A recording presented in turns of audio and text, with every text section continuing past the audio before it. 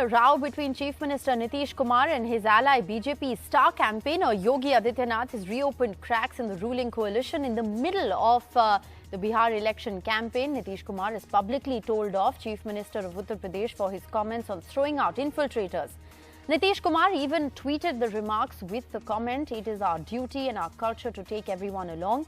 Bihar will progress only then." He did not name anyone in his speech, but has been widely perceived as a rejoinder to his Uttar Pradesh counterpart, who's been campaigning for the BJP-led coalition in Bihar. Nitish Kumar's angry pushback once again has laid bare his ideological contradictions with the BJP. और ये कौन दुष्प्रचार करता रहता, फालतू बात करता रहता है? यहां से कौन किसको देश से बाहर करेगा? ऐसा इस देश में किसी में दम नहीं है कि हमारे लोगों को, सब हिंदुस्तान के हैं, सब भारत के हैं, कौन इसको बाहर करेगा साहब? हम तो आपने जब से मौका दिया है, आप बताइए, समाज में प्रेम का, भाईचारे का, सद्भावना का माहौल पैदा किया, सबको एकजुट करने की हमने कोशिश की है। कुछ लोग चाहते हैं समाज में झगड़ा चलता रहे, कोई काम करने की जरूरत नहीं है, और हम तो काम करते रहते हैं। और हमारा मकसद यही है कि जब सब लोग प्रेम से, भाईचारे से, सद्भावना के साथ रहेंगे, तभी समाज आगे बढ़ेगा, लोग आगे बढ़ेंगे, तरक्की करेंगे। घुसपैठ की समस्या का भी समाधान मोदी जी ने निकाला है। उन्होंने एक बात स्पष्ट कर दी, जो पाकिस्तान, बांग्लादेश और अफगानिस्तान में प्रताड़ित हैं। आपने देखा होगा, भारत के अंदर भी अल्पसंख्यक समुदाय है, विशेष अधिकारों के साथ यहां रहता है, उसे कोई परेशानी नहीं। लेकिन बांग्लादेश, पाकिस्तान और अफगानिस्तान के अंदर रहने वाले अल्पसंख्यक हिंदू, सिख, बौद्ध, जैन, इन सब के साथ किस प्रकार का अत्याचार होता है, किसी से छुपा हुआ नहीं है।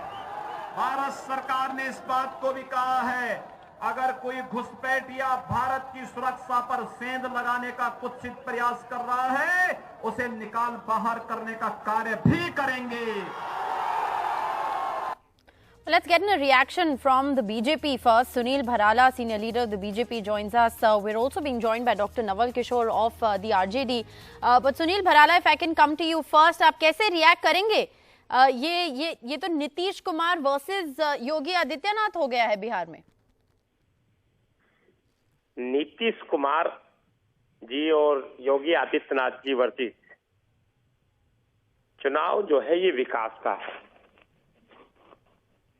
हमारे दोनों नेता हैं, वो भारतीय जनता पार्टी और जनता दल यू गठबंधन का चुनाव है, और गठबंधन बहुत बढ़त बनाए हुए है।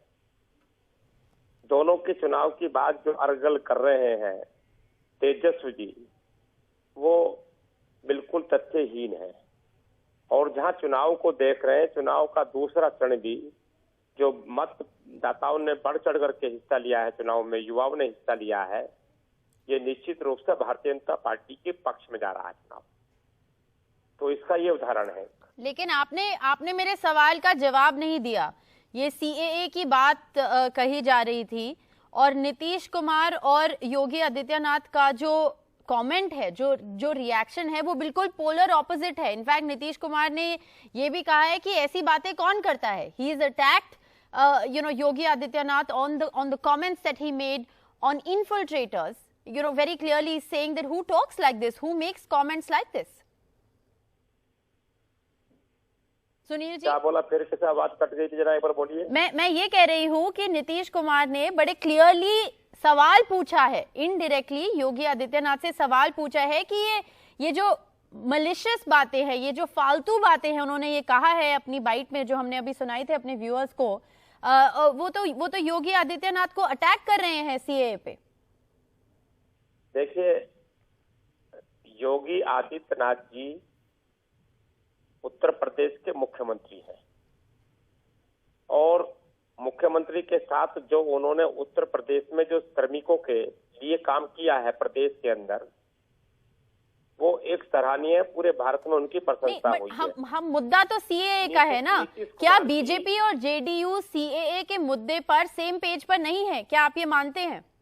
नहीं नहीं नहीं, देखिए ऐसा है कि वो नीतीश जी का एजेंडा, कोई मान लो अगर किसी प्रकार से वो अपने एजेंडे पे बात कर रहे होंगे, भारतीय जनता पार्टी बिल्कुल अपने एजेंडे पे स्पष्ट रहती है। तो क्या नीतीश कुमार और भारतीय जनता पार्टी का एजेंडा सेम नहीं है?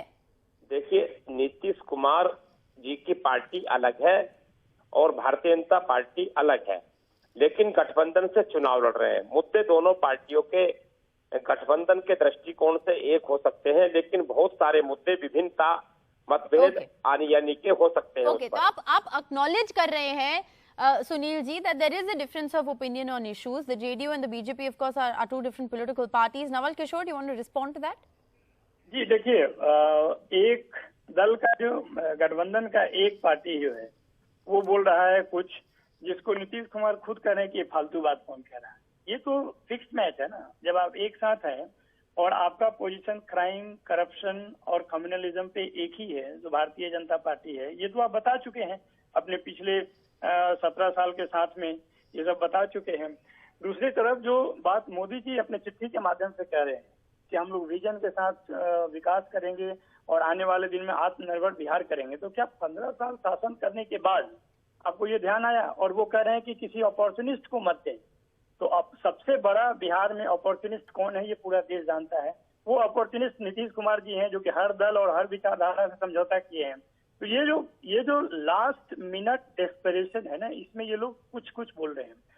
मुद्दे की बात जो व्यक्ति कर रहा है, जो दल कर रहा है और दल के नेतृत्व कर रहे हैं तेजस्वी जी, वो बात कर रहे हैं कमाई की, वो बात कर रहे हैं पढ़ाई की, वो बात कर रहे हैं सिंचाई की, वो बात कर रहे हैं दवाई की, वो बात सुनवाई और कार्रवाई की बात कर रहे हैं, जो लोगों को पसंद आ रहा है। और पूरा बिहार परिवर्तन के लिए, बदलाव के लिए तैयार है, जो कि आपको दिख भी रहा होगा जमीन पे कि they have completely made up their mind to change this government which have proven to be worthless in the past 15 years.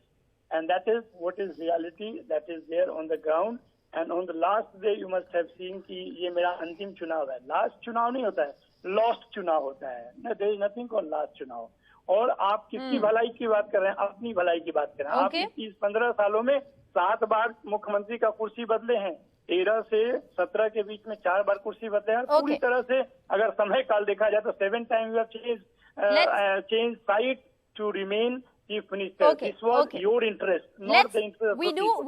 We do have, since so much has of course been said about Nitish Kumar, we do have Satya Prakash Mishra, spokesperson of the JDU, joining us.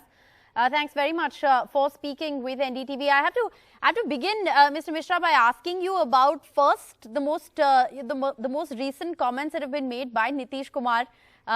In that election rally where he says that this is his last election. Is this his last election? It is very, not very lovely comment for us, but what he says, he maintains that. Since last 46 years of his political life, whatever he has committed, whatever he has said, he follows that. So for JDU and the people of Bihar, really it would be a sad moment if he says so. But at the same point of time, I would say that he follows whatever he says. Okay. So if he does, follow what he says, then, the indication is very clear that this is going to be his last election. I want to, though, also ask you to comment on the controversy that is brewing over the CAA. We've heard, Yogi Adityanath campaign in Bihar, talk about the issue of infiltrators, something that Nitish Kumar has been very publicly dismissive about. Yeah, actually, if there is any doubt about that somebody could throw them out of India, since last 73 years of independence, nobody has thrown anyone outside of India. If somebody talks about that, we are not, agree with that. We disagree in a hardest term. So are you saying that there is then a huge ideological divide between the BJP and the JDU over the issue of CAA? Those cracks clearly are visible, towards the fag end of the campaign. No, CAA is a special provision which provides the citizenship right to a particular group till 2018. and the matter is sub judice in the Supreme Court of India. So we Right. should not say anything and comment on that. Let Supreme Court decide about that.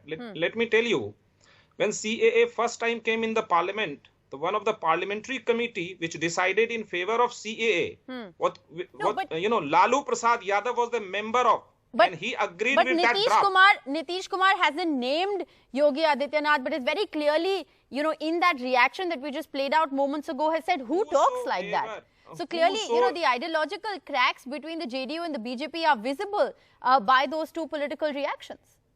JDU's ideology is very clear to BJP, and we are clear of their ideology.